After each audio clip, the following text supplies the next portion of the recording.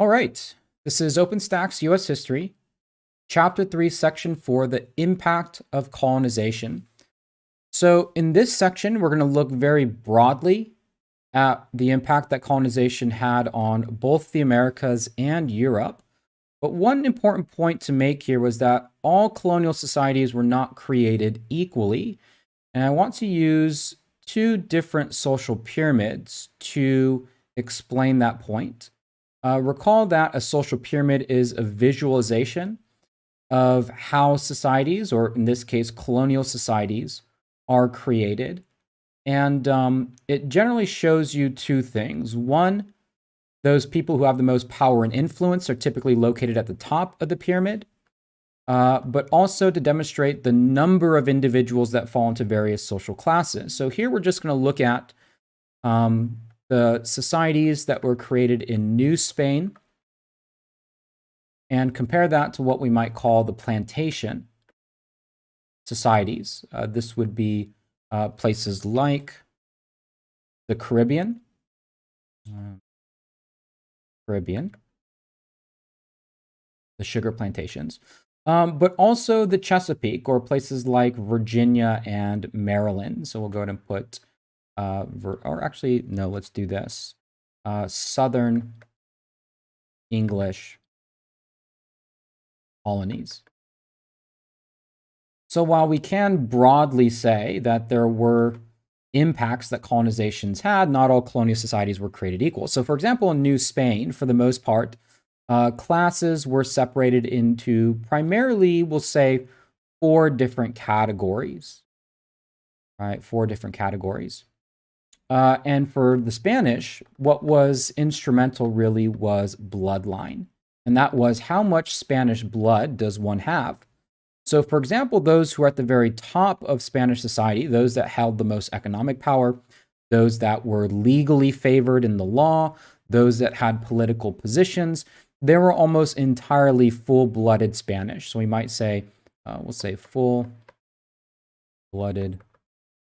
Spanish, right? At the very top.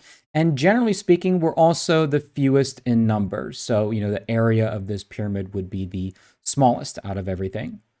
Then you had a class that had some Spanish blood. Maybe one of their parents was Spanish. Maybe their other parent was either Native American or African. We refer to these, at least in some cases, as mestizos, right? Mixed blood. We might say here mixed. And then those that had the least in terms of the law favoring them, we might say Native Americans, and then maybe at the very bottom, African slaves. Right? So in this case, blood was very important. However, when we look at plantation economies, like those located in the Caribbean, the Southern English colonies, it was also about blood, but more importantly, more about race. And especially in places like Virginia, where laws were created to treat whites and blacks differently, the social system that was created was based off of this system. So at the very top, we might have those, the whites, but the rich whites, the land-owning whites, right? Land-owning whites. The next, we might have poor whites. And again, despite the fact that poor whites may lack the economic resources, they do have their racial category that gives them special privileges in those particular societies. We may have a very, very, very small segment, right? Not often seen, depending on what societies. There might be a very small free African population. Although free blacks may have more money than the free whites, according to the law and the social systems, they are not privileged in the same way. And then at the very bottom, very, very large in number, right? Very large in number, would be enslaved Africans.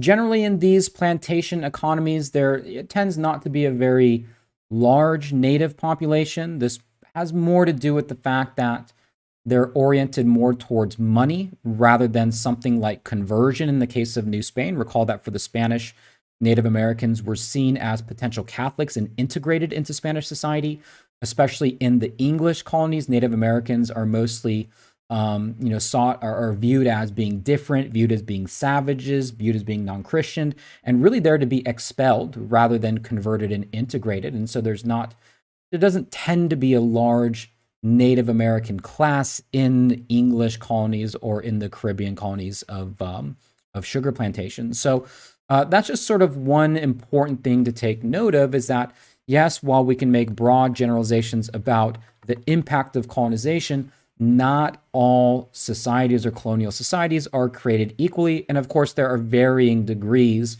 of how colonial societies are set up. So for example, you could also make a social pyramid of the New England colonies for England, and they would be different. There wouldn't be no enslaved population. It would be almost exclusively English, and there would be other criteria by which that society would be organized, maybe religious power, maybe education level, maybe wealth, things like that. One thing that is true about pretty much all colonial societies was the development of slavery in the Caribbean and in the English, the French, the Dutch, the Spanish all practiced some version of African slavery. For the English, the Royal African Company, this is an English company,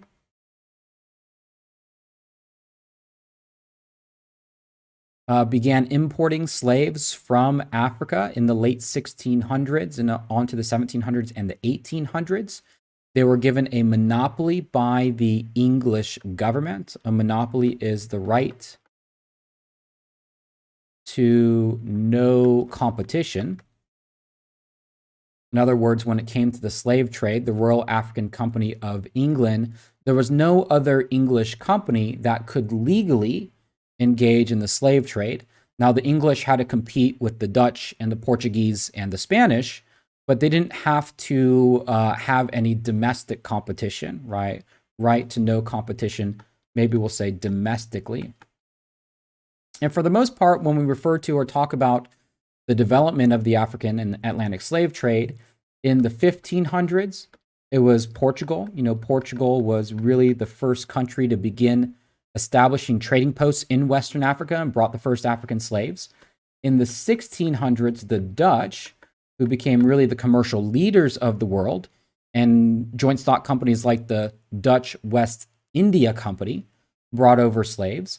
By the 1700s, it's really the English that wrestle away control from the Dutch. And so especially during the later years of the African slave trade, the mid 1700s, late 1700s, early 1800s, it's mostly the English that are the primary facilitators of that slave trade.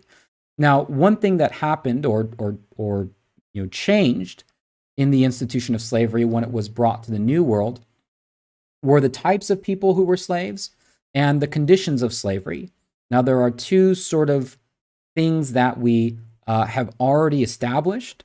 One was that slavery in the New World was what we call chattel slavery, which means that people were property, and that when slavery arrived in the New World, it was based off of race. It was racialized. Blackness was associated with slavery, not just culturally and socially, but in fact legally, especially in the English colonies. But another way that slavery changed was that in Africa, slavery was typically people who were enslaved were typically war captives, criminals, or people that owed money. And so it was very common in Western Africa for various tribes and chiefs to go to war with each other for the specific purposes of capturing people and selling them to Europeans, where they could then get guns, and this turned into some, sort of like a vicious cycle, right? So we might think that the acquisition of more slaves led to more guns, and more guns led to more slaves, and more slaves led to more guns. And so this vicious cycle sort of fed in to this larger system of Atlantic slavery. But when slaves were traded then to Europeans, in addition to the changes made in viewing those people as property, and in addition to those systems being based off race in the New World, it also changed in two other ways. One was that it went from a temporary condition to a permanent condition. It wasn't always permanent in Africa, and that it went from a non-heritable, meaning that heritable or heritability is passed on from one generation to another one, is that it did go to a heritable condition. And in most, at least English colonies, it was the mother. So it was, if the mother was a slave, then the child would become a slave. And again, that was a major difference as well. Another difference, right, we're going to label 5 differences here, was just the sheer number that between 1501 and 1830, an estimated 4 million people were brought from Africa into the New World.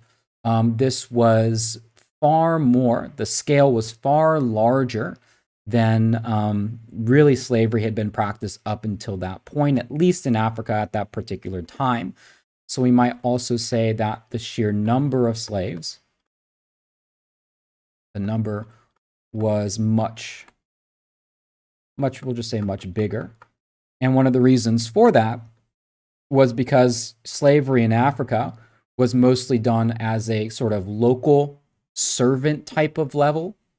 In the New World, it was specifically for cash crops. It was to provide labor for crops that could be exported to be consumed not just at a very local level, but to be sold overseas in places like Europe and even, sold really around the world. And so the need for labor, the need for slaves was more or less unlimited, because the more cash crops that could be produced in the form of things like tobacco and sugar, the more profit that these companies could make. And these commodities like tobacco and sugar were high in demand. People really could not consume enough of these things.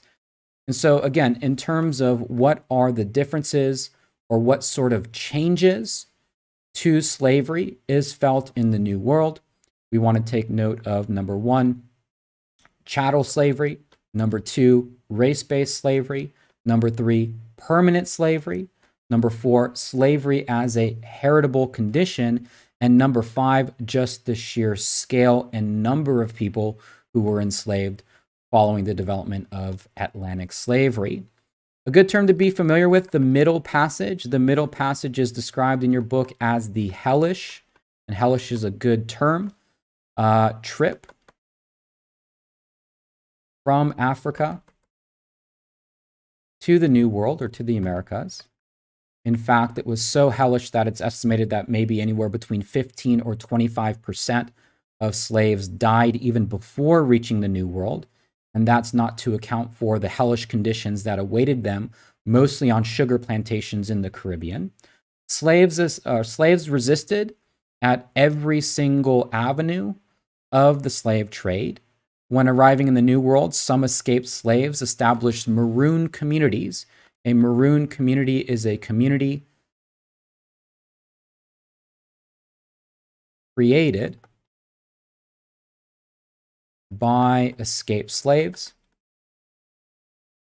So runaway slaves who then went up to the more rural parts of the colonies and established towns and communities and, existed outside of the system. They were relatively small in number, but certainly did exist, especially in the colonies, maybe not maroon communities per se, but runaway slaves or escaped slaves in the English colonies had a lot of territory or land to go to, whereas in the Caribbean, it was a little bit more difficult, but maroon communities certainly existed in those Caribbean and plantation economies. Now, another big impact is the way in which Native Americans lived. When Europeans arrived, it fundamentally changed some aspects of Indian life.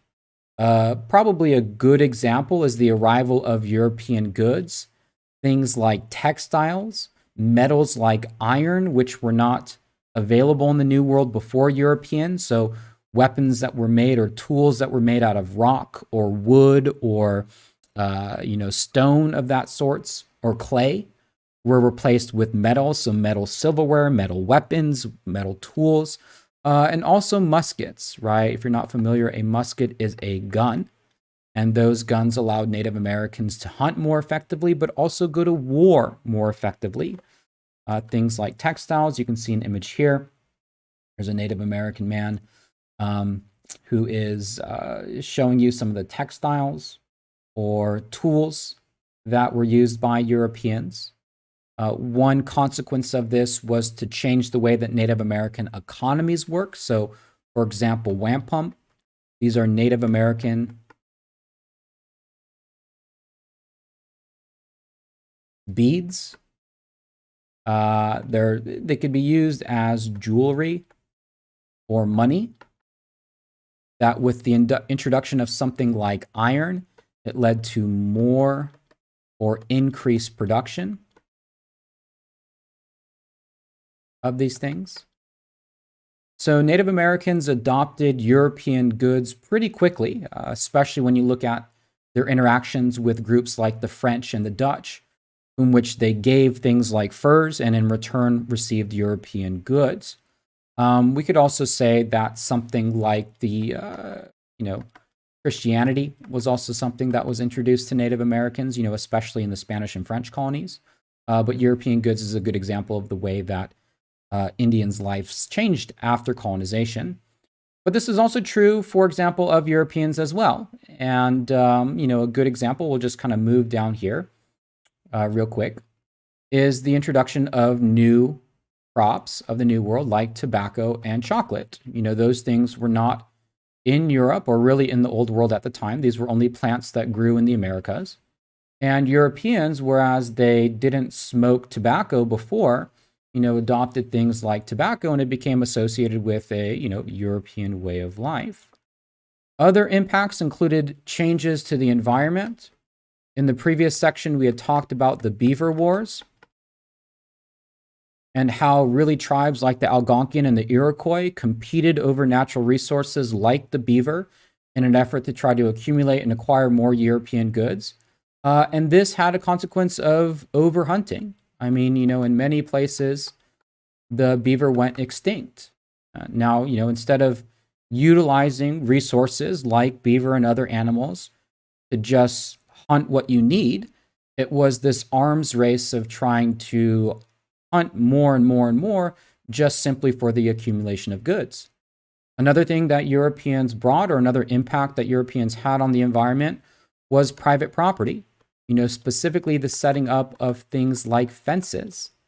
This made certain parts of the New World unavailable to tribes and indigenous people, whereas that wasn't the case before. And really, this could lead to a lot of conflict, especially in the colonies that sought land. This was especially true of the English colonies, to a lesser degree, the English colonies especially, because the English colonists were there for land, whereas, with the French, they weren't really there for the land. And so you had less conflict, for example, over land with the French than you did perhaps with groups like the Dutch and the English. This was something that this concept of private property was introduced to the New World by Europeans. The most consequential by far, though, is the introduction of disease, which absolutely decimated the native population. About 75% of all the people of the New World died. And this was one of the ways we talked about earlier that, Native American or the pathway of European conquest was really paved by disease. We had talked about this in the context of the Columbian Exchange earlier. And that is certainly something that you want to be familiar with, the biological exchange between the Old World and the New. We'd also mentioned the Mourning Wars, right? Wars conducted by native tribes to essentially replenish, right? Kidnapping people from rival tribes to replenish populations because they were so decimated by disease. And lastly, we could talk about the cultivation of various plants and the type of impact that it was brought, right? We talked about how tobacco and chocolate, these were new to the Old World or Europe, right? Not been introduced before. Sugar, right? This was something that went from old to new and certainly created a whole new sort of economy and lifestyle, right? For people in the Old World, this was grown in the New World and then exported. But also new medicines, right? There were all sorts of new plants, and Europeans and others really tried to experiment with some of these new plants and discovering new medicinal medicinal purposes. There were plants in the New World that Native Americans had used historically. There were plants that were discovered by Africans. But this was, we might just say, new medicines became available because of some of the new plant life that was discovered in the New World.